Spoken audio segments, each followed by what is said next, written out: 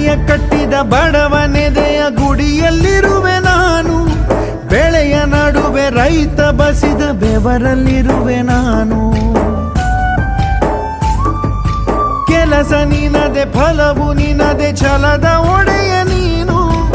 ಇದನ್ನು ಮರೆತು ನನಗೆ ನಮಿಸಿ ಶ್ರಮವ ಪಡುವೆ ನೀನು. ಬಿಡು ಮತಗಳ ಜಗಳ, ಇದೇ ಕೆಲಸವು ಬಹಳ. ನನ್ನ ಒಲಿಸಲು ಮರುಳ, ಇರೋ ಮಾರ್ಗವು ಸರಳ.